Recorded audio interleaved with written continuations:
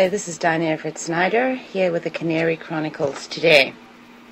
Now, while it's true that mainstream America has been unwilling to accept the inevitable possibility of a crisis situation, the truth is that in some form or another it is going to take place, and it's my belief that it's going to take place sooner rather than later, whether it's due to a national contamination of our food source, whether it's war, whether it's martial law, whether it's a natural disaster of some sort.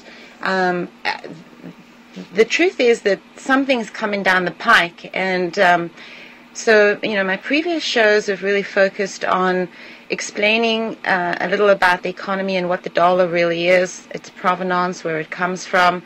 Of course, we've had to touch on war in Syria and the Middle East, politics and policies. But that's all very big picture, and of course it's not really going to impact you on a day-to-day basis.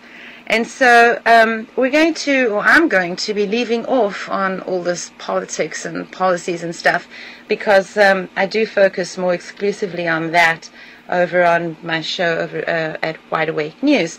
So from now on, I think it's going to be my absolute pleasure to talk about independence and living the art of independence, and it is an art. However, before we launch into that show today, I'd like to address some of the comments that I've noted on my YouTube videos, and that goes sort of something like this. I know that my sessions are packed full of information. Yes, I have been made extremely aware of that by many different comments. Others have said that I could go slower or slow down. Well, that would be painful, and my dog would probably fall asleep. So no, I can't go slower. I could perhaps speak a little slower, but there's a lot to get through, and an hour is a pretty short period of time, even without commercials. You need to understand that while I'm not a doctor or a banker, and I'm certainly not a scientist or a politician, I am a research analyst, and I analyze research data. I study it, and I take all of that metadata into consideration when I generate really condensed analyses over a wide order of data and research, which I churn out into easier to understand papers for others to read. And often it's the very doctors, bankers, scientists, and even politicians on whose words so many seem to hang their hats who are on the receiving end of some of these papers and documents. Now, over the years, this has gotten more and more frustrating for people like myself, because less and less of the data is being recognized or even used as these specialists go about their days, their weeks, their years, or even fulfill their independent consult requirements, which are often mandated in their businesses and in corporations. Honest assessments and meaningful data outcomes are becoming really more and more obsolete. So essentially, I'm becoming obsolete out in the industry, because important decisions are being made without any nod at all to what the research indicates in terms of even a decent core trajectory. Policy is being mandated across medicine, science, agriculture, banking, and politics, not to mention social sciences, without any rigorous input from solid data at all. And by the way, most of the policies are being translated by lobbyists who have their own agendas. And so the result has been a complete absence of empirical evidence, data consideration, never mind common sense or the precautionary principle. There is no more adherence to the precautionary principle in any of the domains that touch your life on a daily basis. So myself and others like me have decided to bring our research directly to a platform where a general audience can listen in. We want you to disseminate the information and run with it, or not. If you feel as though it doesn't pertain to you, that's fine too. Remember that almost everything you hear on my show, for example, is easily available to you right now on the World Wide Web. For now, and I want to reiterate that, because there's a multiplicity of issues facing restrictions on the World Wide Web, from international consortiums, the Trans-Pacific Pact. Discussions are looking at that. We have multiple senators who would love to really restrict your access to information on the World Wide Web. So right now, There's absolutely no excuse for ignorance, regardless of your paper qualifications or your skin color, or even your language preference or sexual orientation. The information is there, and it's up to you to go and find it. There's also, of course, no need to listen if you choose. The choice is yours. You can consider this a free public message if you care to. And you need to understand that I care. I care very deeply. I care very profoundly that the United States Constitution has been eroded for power and profit. Likewise, I'm concerned at the apathy that I see from people, legal groups, and the media. Yeah, the media is controlled. It doesn't take much to understand this. There's so much going on in the world, so many different issues, so many crises, so many human stories, and yet the news channels in the United States are absolutely dominated by the same dull clips with the same spin. It's the same faces, day after day after day. These are the journalists that Senator Feinstein would define as the legitimate News Corps. So what you should be asking is, or who you should be asking why the news is in the state that it is, are these legitimate news corps. Ask them why they don't collectively stand up and walk out.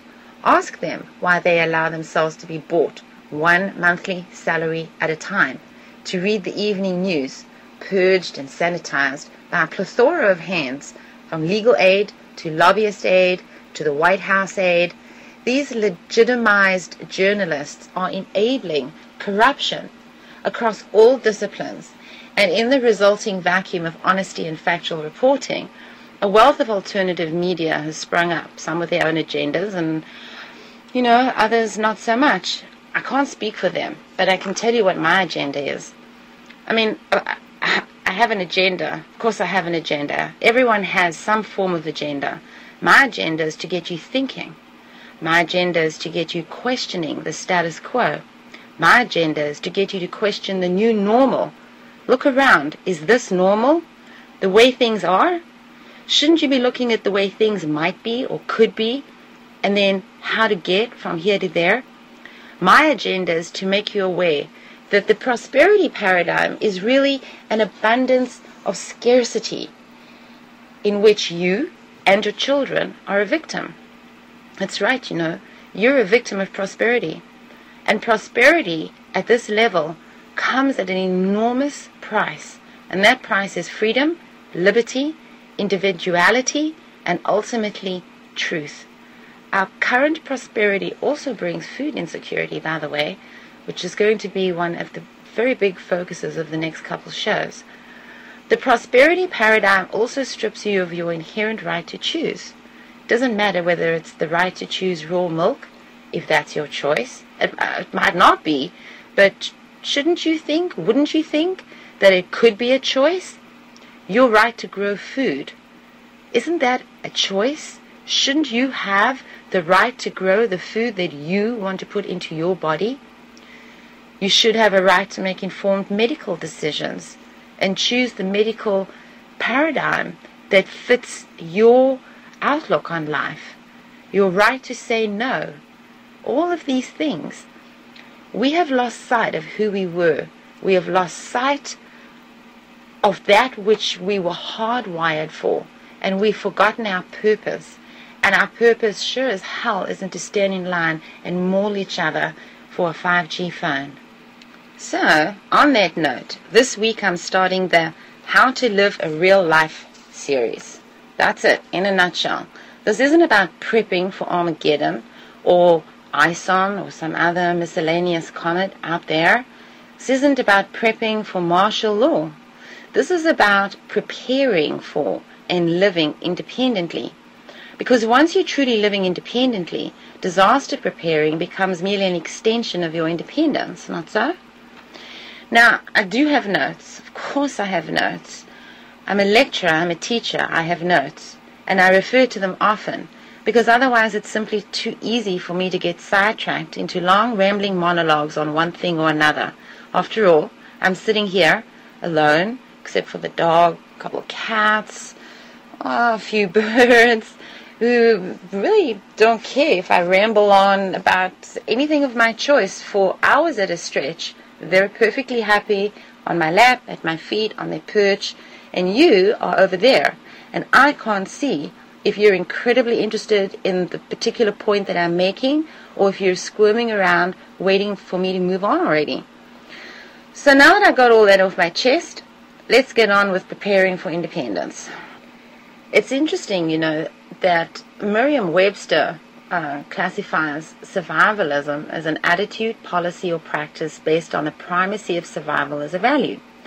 And the New Oxford American Dictionary defines survivalism as the policy of trying to ensure one's own survival or that of one's social or national group. In the broad scheme of things, there are really 5 factors that lead to preparedness as a way of life. And those 5 factors that come to mind for me are time, money, health, attitude, and desire. Curiously, today, it takes a lot more money to get into the art of living independently than it did at any other time in our recent history. In the old days, we all lived independently, and it took money to move to cities and create new adventures. But in today's prosperity paradigm, setting yourselves up to be independent can be a fairly costly venture, and so we're going to look at some different ways around that. But one of the first ways that you can make decisions about money allocations is looking around at your life for those areas where you are spending money that you don't need to. And that would include things like Starbucks visits, fast food visits, dry cleaners, movie rentals, and then you can look at ongoing expenses that you have. Do you need the huge plan on your cell phone? Can you downgrade? Do you need that huge, do you need 300 channels to watch? I mean, really, who can possibly watch 300 channels? So those are areas where you can start whittling things down, and your kids do not need to be visiting video stores. They don't need to be visiting toy stores. This is a false prosperity paradigm, and your children are not better off for it. When you're looking at a life of independence, it has to be something that an entire family embraces. And I promise you, your children are probably going to hate you for the first little while that you start to unplug them from the sanitized, unhealthy lifestyle. But if you start by cutting out a particular show a week, and you put in entire blocks of TV-free time for the kids, for your spouse, even for yourself, you'll quickly get rid of all those urges to sit in front of the TV. I promise you. I have friends who started to unplug the kids and themselves from all the box entertainment, and they all saw sides to each other that they didn't believe were there. And in the first little while, kids became monsters, spouses became unreasonable. But we've learned, we've been taught, we've been trained to come in, sit down, pick up the remote. The kids have been trained to sit down in front of Xboxes and view them as a very natural part of life when they really aren't. And once you remove all of those things, kids tend to go outside more. Kids tend to be more vested in the relationship, in the family. They are willing to read more. The same goes for your spouse, and if you look inside of yourself, you would find that that's true too. And this is not, a lecture on how to raise your family, but I am hoping to create an awareness that the way we are currently living is not good for us. It's not good for our minds. It's certainly not good for our bodies. It's not good for our relationships. And it's time to get up, get moving, and get living positively, which is that life of independence. I don't know if I've mentioned this, but I am a mother and a grandmother, and I've been there, done that. So let's move on to health issues. Health considerations, of course, have more issues to them, and you're going to have to look at your own lives and the people that you need to be taking care of. If you have young children, small children, infants, toddlers, of course your needs are going to be different to a family that has teenagers who can get up and go on their own steam. They can carry things on their own. They can fulfill tasks that younger children can't.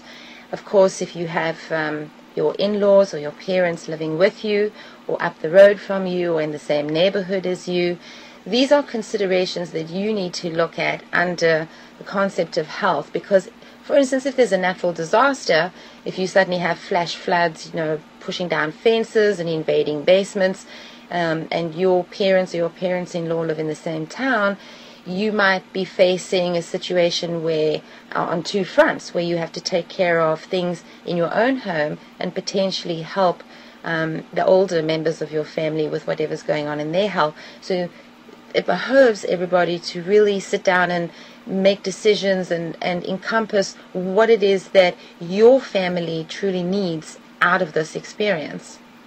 And then really, attitude and desire are sort of interchangeable in my mind, because you have to have a can-do attitude. You have to have an attitude of wanting to do better.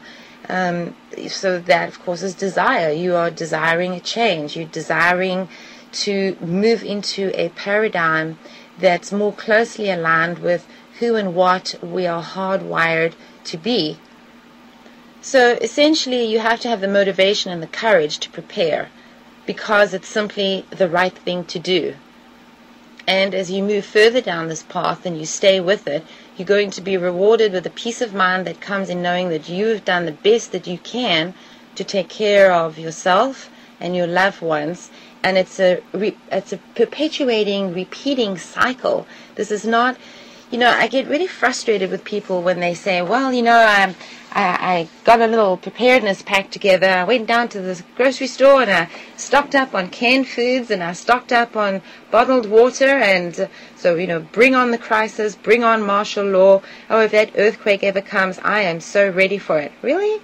I mean, that's the most ludicrous thing I've ever heard. I mean, we can identify different crises that could happen. I think I've gone through a couple of those. But it's so much more than that. And how do you prepare for a month? And how do you know that it's going to be a month? Exactly 30 days? Did you see that somewhere? Is it written, carved in stone? No, it's not. So a prosperity paradigm is not the way to go. A life of independence paradigm is the only way to go. So yes, of course I'm going to talk about a survival pantry and an accumulation of extra food and water, but this is a part of the ongoing lifestyle. This is not a, stamped, signed for 10 days or stamped, signed for 30 days. It's preposterous. Some of the things that you do need to do, of course, is assess the risks and threats that are unique to your area.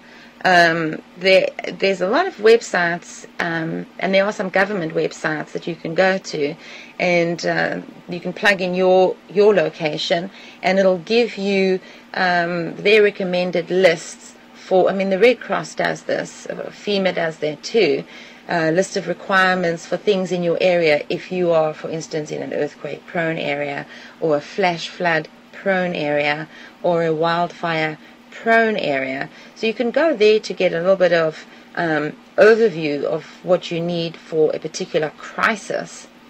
But we're not really going to focus so much on the crisis situation, because our current paradigm of lifestyle choice is an ongoing crisis that we have to move away from. So the next few talks are just going to be all about, moving away from that and into something infinitely better and more healthy for you, your family, the environment, and your future. Living a lifestyle of independence does require that you hone some skills that are not necessarily needed in our fast food paradigm. And of course we talk about them as survival skills, and under survival skills is making a fire, hunting or fishing. Really, survival? you eat every day, you drink every day, and if it's cold, you need to be warm every day. And yet, these are paradigm skill sets. No, these are everyday things that everyone should know at least the rudimentary skills and information about. So if you don't know about these things, may I suggest that you go to YouTube and you Google and look at some different YouTube videos, and there's some fantastic ones out there for kids too. I mean, I don't suggest you teach your kids to start fires and have them practicing in your front yard, but everyone should have at least a couple of flints and know how to use them. You need to understand exactly what's involved with starting a fire. You need a good thing to do is to save the dryer lint from your dryer, because as we get further down, you'll understand that you really shouldn't even be using your dryer all the time. But we're not going back to the backwoods here. You're living in suburbia, you have electricity, you have TVs, Xboxes, you have refrigerators, you have all that stuff, but you have a garden. And right now your garden is full of pretty little flowers that look good, and hopefully aren't being sprayed with Roundup. And then you get in your car and you drive down to the grocery store and you complain about the prices of the food, and then you hear on the news about the FDA and CDC recalls because the cilantro was tainted and the parsley was tainted and God forbid the melon was tainted, and then Costco's berries were tainted, when really instead of all of these flowers in your yard, you could be utilizing a lot of that space and the time that you would have spent out there deadheading flowers and doing all of that, your time would be better spent growing foods of far, far higher quality than what you can get in the store, regardless of whether you buy, mainstream grocery store food or organic foods. A lot of organic foods is very questionable too. So this, of course, just boils down to this whole thing about understanding where you're going with this, examining your attitude and your direction, and once you and your family have sat down and really honed what it is that you require out of this, then you're ready to move forward and get to know your stuff. And here's where you're going to educate yourself, your kids, the spouse. You're going to practice doing this. You're going to practice some more, because all the planning and all the prepping of skill sets and all this setup in the world isn't going to help you if you don't get it to work, naturellement. So really, this is going to help you to develop a meaningfully prepared mindset.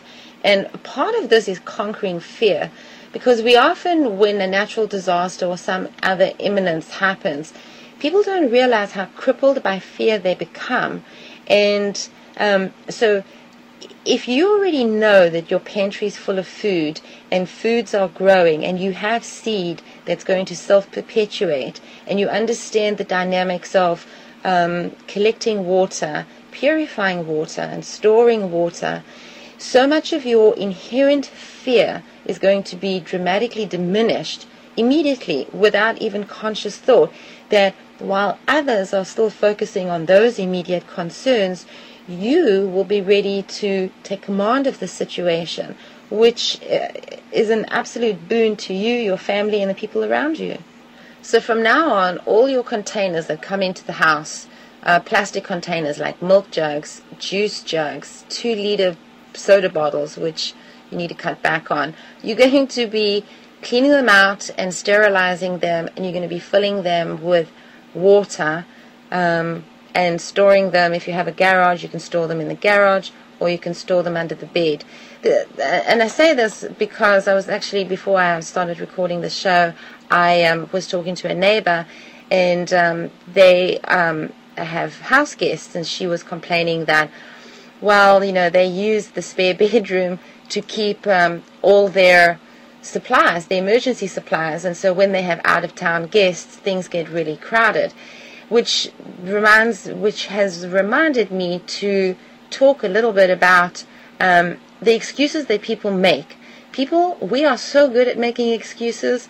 Well, I can't really live a life of independence because I live in an apartment, or I live in a duplex, or I live in the city, or I live with roommates, and all this kind of stuff.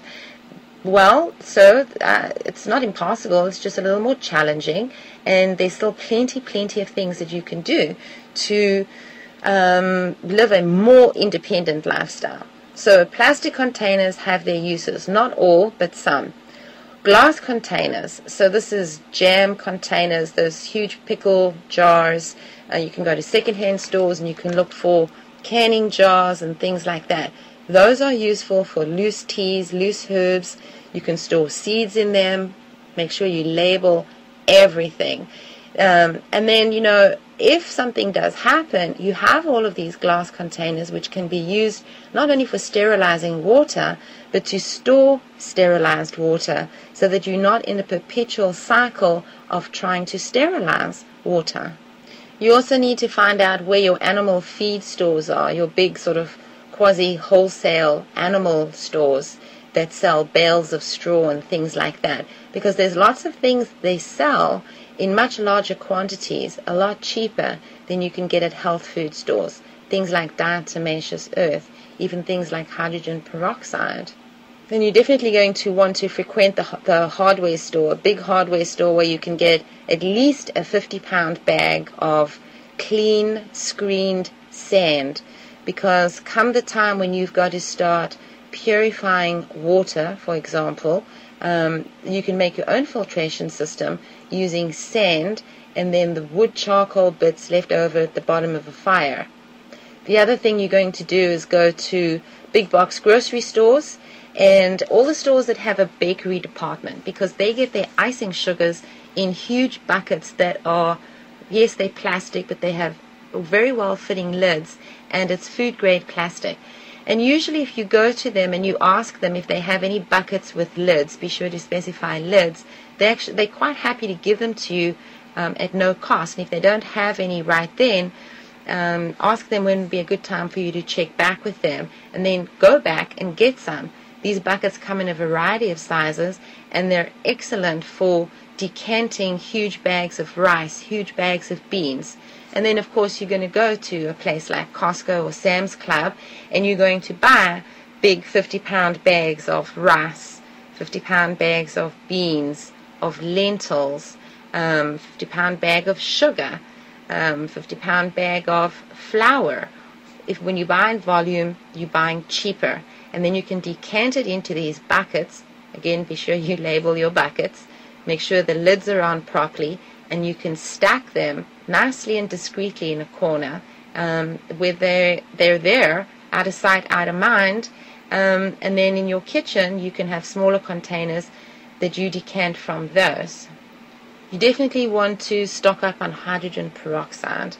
Now, in the grocery stores, you can get 2 and 3% hydrogen peroxide, which is fine, but it's very diluted. It would be far better if you would find a source of food-grade hydrogen peroxide, 35%, and then you need to understand how to dilute that for different applications. This is good for killing any kinds of pathogens and bacteria in drinking water, although we're still going to go through some other sterilizing factors. When it's diluted properly, it's great for cleaning out wounds. It's great for gargling with.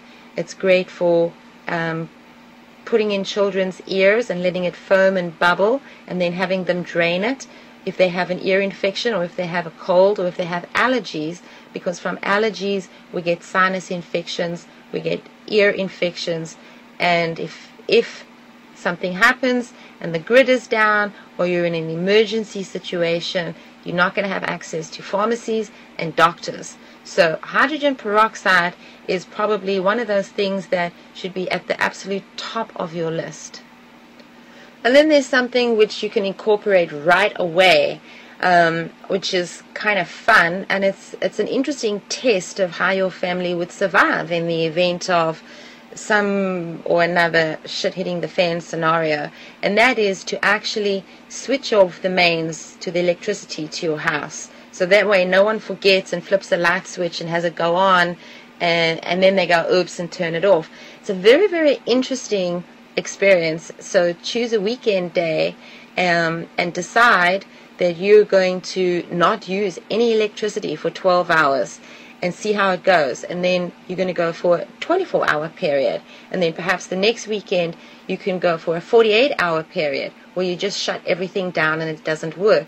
Because what you notice is how quickly, once you are practicing a 48-hour or a 72-hour no electricity scenario in your house, what you notice is how very quickly everybody gets on a natural rhythm cycle. So you go to bed earlier because it's dark and there's no lights, and you wake up earlier because the sun's out, and if the sun isn't out, well, it is light out there.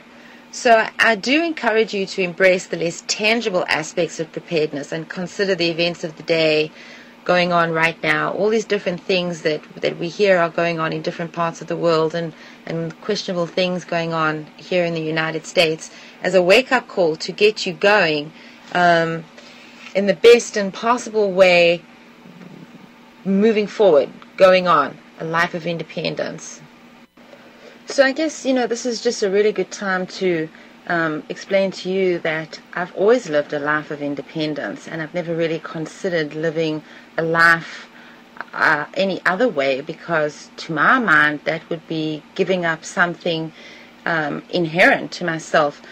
I grew up in South Africa. I grew up with my grandmother, and although we were by no means wealthy, we had an absolute abundance of food. And in those days, the political climate in South Africa was somewhat unstable, and although it still is, we really, everyone there really acclimated, and it wasn't even an acclimation, it truly was a way of life, and that way of life exists all around the world today. And so really the more forward-thinking and the more progressive a country is, and the more first world a country is, the more bereft the country is. So I stand back and I look at that and I go, well, would I really want to change what I have, a life of independence, for what the people around me have, which is a life of codependence and utter dependence on the grocery store, and having to jump in the car and go somewhere to go and get one item to make a meal. You open the cupboards and there's just nothing there, and I just could never, in my wildest dreams, my wildest nightmares, imagine a life like that. So really that's what this is about. My grandmother would trade honey, she would trade herbs, she made all kinds of herbal tinctures, lotions, oils, potions, soaps, and as a child, I followed her around and I watched what she was doing. She was never very good about handing down recipes, but I've developed my own over the years, and as an adult have found and honed those concepts, and with all the new information and all the products available to us now, my range and spectrum of what I'm able to provide at my house is amazing to some people, not amazing to me, and it's not going to be amazing to you because you're going to be doing it as well. So I'd really like to talk about aquaponic systems because although they've been around for quite a long time, they've only recently hit mainstream. And it's an unbelievable package deal, because when you use an aquaponic system, you're able to incorporate all the protein that you need in the form of fish. A good one to use, of course, is tilapia, because it's a sturdy fish. It doesn't require any particular kinds of equipment. They handle temperature fluctuations really well, and they're readily available. You can buy them online as little fingerlings, and you keep them in a separate container, and you just keep multiplying them. So you have two different containers, two 55-gallon drums that you put the fingerlings in, and then you have your aquaponic system in which the majority of your fish are housed, and then you have a filtration system, and then you start setting up your grow system. And remember that with a system like aquaponics, it's a very small area that is dedicated to the system, but the amount of food that you can produce in that size is quite astronomical. And a lot of people forget that when you grow aquaponically, just like when you grow hydroponically, while you can go vertically, you can go horizontally as well.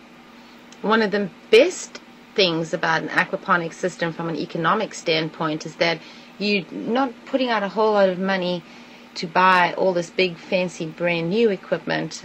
Most of the forms of containers that you use to build a system like that can be gotten at a second-hand store or a second-hand hardware store or off of Craigslist. You can get huge food grade storage bins. I mean, they're huge. You get 350-gallon ones, you get 1,000-gallon ones. It's going to depend on your space. The garage works fine, a sunroom too, even a sunny porch, so long as it's protected in the winter, and certainly over the summer it can be there. Even your filter systems and things like that, I see them all the time on Craigslist. And certainly as you start out, you can use the 55-gallon drums if they come with a lid, and you can cut them in half long ways. That way you can have 2 containers for your fingerlings right off the bat that cost you maybe $10. I'm in California. I see them on Craigslist all the time for $10, $15, $20. And if you're buying 2, 3, 4, 5, you often get a much better deal.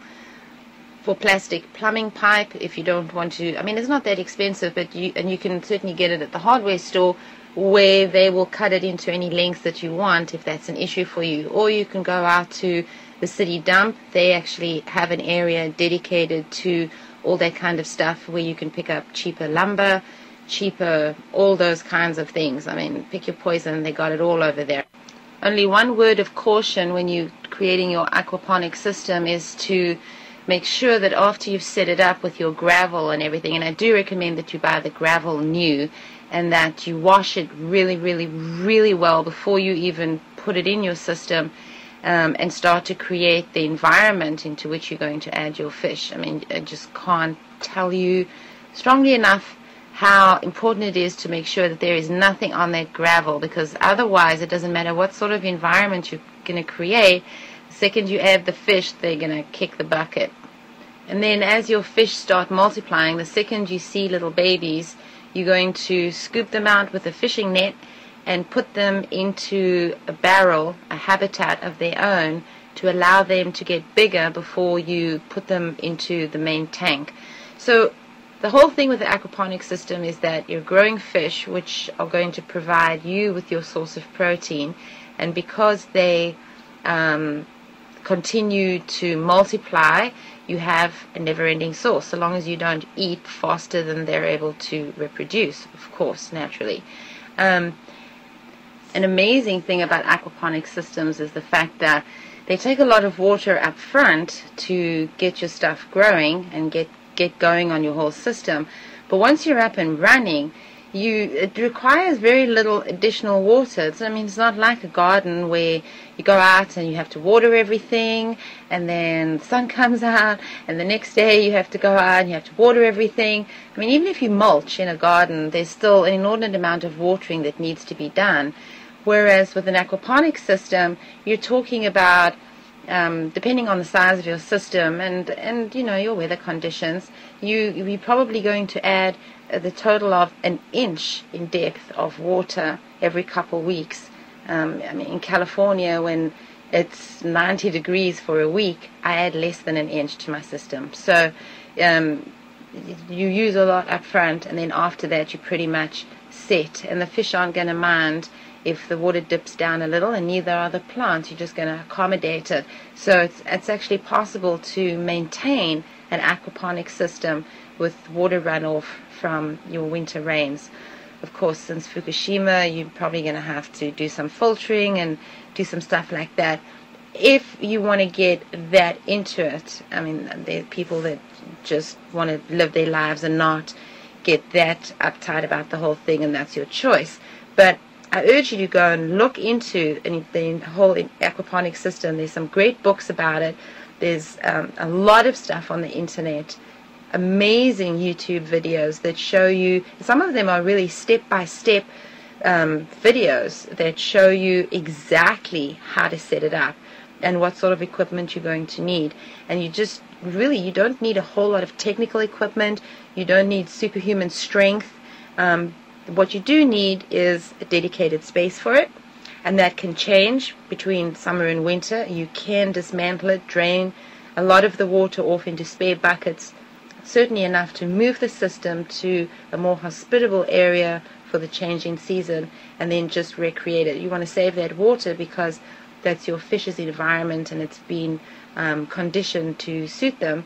And the one thing about all fish, regardless, is they don't like too much changes in the habitat, the type of bacteria and things that are amenable for their living conditions. You also have to be realistic about the fact that not everything is going to grow in an aquaponics system, but certainly a vast array of produce. All your dark leafy greens are going to do extremely well. If you do an aerial system across the top of your aquaponics system, you can grow cabbages very well. Of course, they take a lot longer to grow, but you can incorporate a drip system in an overhead pipe into which you've drilled holes and half filled with gravel, and you can create an quite extraordinary habitat for cabbage. And I use cabbage as the perfect example because out of all of the dark leafy greens, that one is certainly the one that takes the most time to produce a good head of. And then you can do aerial pipes too for all your lettuces, all your spinach, all of that kind of stuff.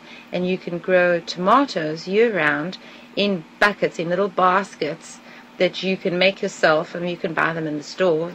It's good enough, but you can make them at home with florist moss and a little bag of charcoal. So if you go down to the pet food place, a pet food store, or an aquatic system, you can buy a container of charcoal, and you simply tuck a tablespoon or so of charcoal after you've washed it into a ball of moss, and then you can take an old pair of nylon pantyhose and create put the moss and the charcoal into the bottom, tie it up into a little pocket, tie it off with an elastic, and then you simply repeat that so that you've got two layers of nylon hose.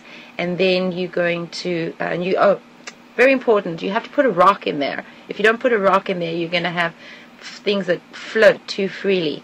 That happened a couple times to us. The kids actually thought it was kind of funny. And then you just slit a hole in the nylon and tuck your little tomato starter in there. And at first, I actually had a piece of plastic mesh that I had strung across the top of the system to hold those little ballies in place until the plants were heavy enough that they could weigh themselves with the stone and stay upright. And the fish are very interested. They come over, but they're not going to eat anything. They're not going to eat the roots or anything. Oh, and that's the other thing. So you can have a system where your fish are completely separate, and your filtration system will filter the poopy water, so the fish habitat, through a system of hosing and up into your plants, and then from the plants, which eat all the poop and all the things that the fish have put in there, the nitrites and everything, and then the water goes down out of that plant housing system and is recycled back up to the fish as clean water. And of course then they re-pollute it, and then you start that whole filtration system again. Or you can do a system where you actually have some fish in the plant housing container, but I think maybe we shouldn't go there because it starts to get kind of complex. But I'm pretty sure that you'll figure it out if your intention is to live a life of independence. Some of the deciduous herbs like rosemary, of course, and even some of the sages are not amenable to growing in an aquaponic system. So for those, you need to have smaller tubs nearby. So while you're looking at all of this and deciding in what ways you are going to move forward and claim a life of independence, because it is really something you have to claim, something you have to take for yourself, because obviously no one's going to give it to you. But when you're in the process of doing that and you drive out of your property or out of your apartment building, take a look around at all the landscaping that's out there. I mean, if you live in a residential area, chances are you are surrounded by all sorts of trees and shrubs and pretty looking things that really don't serve a useful purpose. There are very few suburbs that are older than or younger than 20 years that have apple trees or pear trees or cherry trees or anything that's useful in terms of food and feeding people in these rather strange neighborhoods. Of course, if you're in an apartment building, chances are there's nothing to eat growing out there unless you are a grass eater, which we're not. So this begs another question and a whole nother realm. If you live in a neighborhood and you're part of a homeowners association, there's a very high probability that you live in the clutches of a homeowners association that controls absolutely everything that you plant in, particularly in your front yard. Some homeowners associations are so controlling that they won't even let you grow anything in your backyard, particularly if it peeks over your fence. So even if you only grow tomatoes in your backyard, if the trellising for them can be seen over the fence, you can be in trouble. And I honestly say, this has got to be the biggest load of nonsense ever, and you have no one to blame. The population, there's no one to blame but themselves for the sorry state of affairs. When you buy a home in a subdivision, it's one thing to buy into a homeowners association for the benefits of upkeep and keeping properties looking nice so that you ensure resale value and the overall quality and aesthetics of the neighborhood. But when you start allowing homeowners associations to dictate not only the trees and the shrubs that you plant, but the very colors of the things that you plant, you have to understand the idiocy of that and see how you have sold yourself short in every single sense of the word. So as you're driving around and you're looking, identify those areas that would be superb locations for citrus trees. I mean, there's a variety of lemons, a variety of oranges. You don't have to live in Florida to grow oranges. There are plenty of areas in other parts of the country where if they're in a protected spot, you can achieve amazing results with citrus. So clearly I'm not a fan of homeowners associations. And just remember that even if you live in an environment where your homeowners association dictates the everything about where you live, it's possible for you to get together with a group of like-minded residents of the neighborhood and petition to have the rules amended, because never was there a better time to amend no growing your own food rules than at this time in our collective history. And then you can incorporate your move towards independence with like-minded people in your neighborhood, because remember, for instance, citrus is only going to grow against a wall in a very warm area, and you might only have one very small space like that, but another neighbor may have an area that is exclusively that. So, but then perhaps there's something that they can't grow. They don't have place for an apple tree. So if you brainstorm with your neighbors, it's possible to grow quite an abundance of food across just a few houses even in a neighborhood, which can be a boon for you and a win-win for them too. When it comes to apartment buildings, you can talk to other people that live in the apartment buildings with you and then approach firstly the manager of the apartment building and then write a letter to the owner and get this ball moving, because if you all work together in an apartment building, it would not take very long to redefine and re-landscape all the surrounding land around an apartment building to include all sorts of edibles. They can be covered with tunnels for the winter. And so that brings us to tunnels.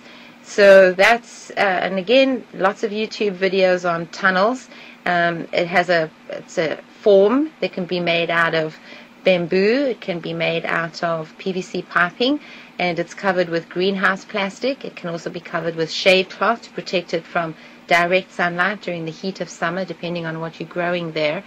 So those are a really good option for apartment building areas, so that you can have maximum use of existing land around the apartment. And don't forget, if you have a balcony, there's a lot of things you can grow on a balcony in pots, and you can stack pots too. So if you have like a couple wine barrels, and you leave a little space between the two wine barrels, then they can actually be the footer for the next container, just a few sizes smaller, and you can really maximize your space. You can put shelves up on the wall, and actually know someone who's got a mini aquaponic system out on his patio, which isn't barely big enough for a bistro table and 2 chairs, but he has an entire aquaponic system over there, and he's closed it in with greenhouse plastic so that it's year-round, and it functions quite adequately for him.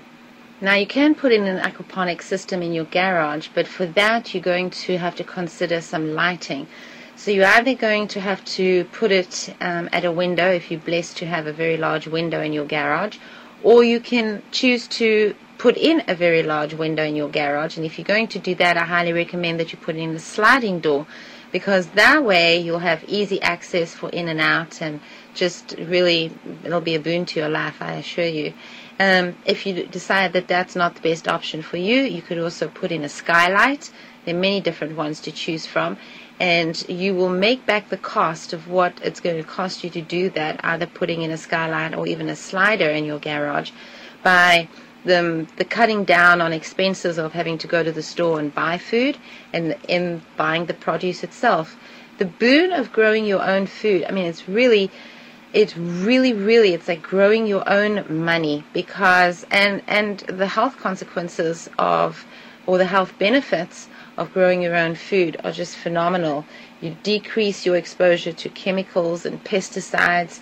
You know the provenance of your food, so you know that the food hasn't been drenched in all sorts of feedlot farming sewage. You know exactly what chemicals have been used, and it's hopefully only going to be fish foods and things of that nature. And the sheer quality of it, the phytonutrients and everything about it, are just going to be so much better. Plus, you're also going to be picking as you need. And there is nothing like going out to your system with your salad bowl, or with your colander even, and picking the things that you need for a salad, and then going inside, rinsing them off, and bada bing, there you have, your salad is ready.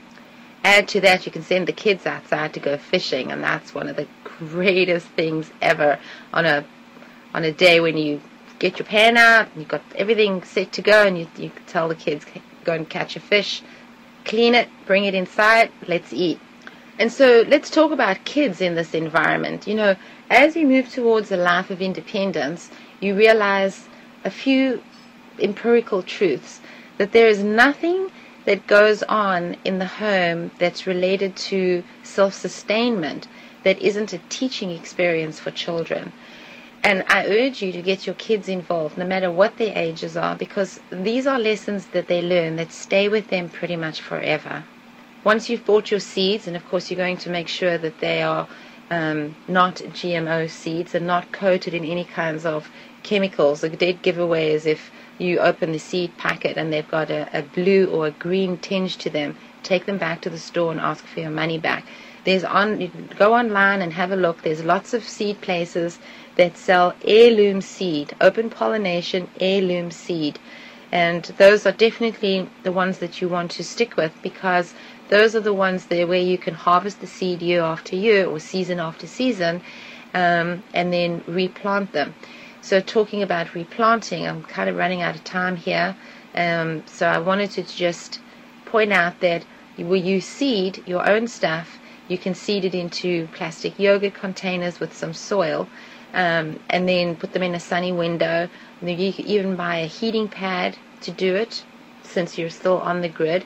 If you weren't on the grid, you would have to dig a shallow hole, probably about 6 inches deep, and line it with leaves and so on, and then put a cold frame over it with your little seedlings or seeds that you've planted, and mist them, keep them damp but not overly damp, and allow them to be geothermally kept warm until they have a set of true leaves. And then you can take them, and you're going to make the same little pockets of moss and charcoal in some pantyhose, and pop them into your aquaponic system. The other thing to talk about, as I'm running out of time, is to remember that when you're growing your own food, you're also going to be, or should be, looking at botanicals, at herbal plants. And herbs are an interesting thing because on the one hand, they absolutely are flavorings and spices for your food, but there comes a point where at a certain volume of ingestion, they become medicine.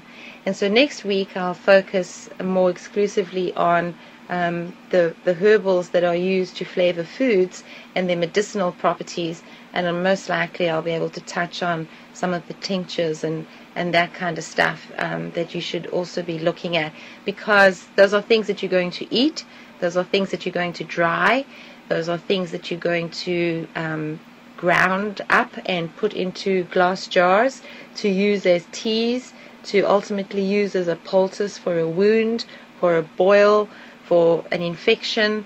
I mean, the possibilities are endless, and the more you stick to the more natural things, the less you're going to be driving off to go to the store and spending money on gas and ingesting chemicals. What can I say? I am not a proponent of chemicals in any way, shape or form, and without our consent we are inundated with these things from everywhere.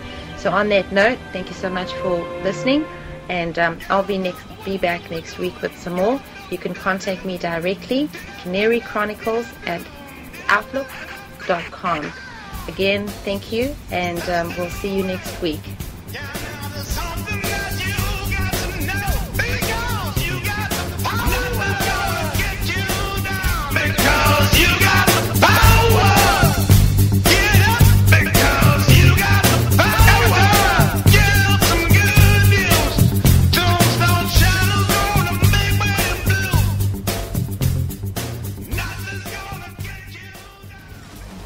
The Stop Watching Us Coalition posted this video on YouTube with support from politicians, actors, and civil rights advocates. In the surveillance state, democracy itself is dead. It makes a mockery of our system of government, which is based on the notion of independent branches of government, including a fourth estate, the press. A free society should not have secret laws. It doesn't have to present this false trade-off between security or privacy. We need to bring NSA activity from the shadows into the light of day. We need to end mass, suspicionless surveillance.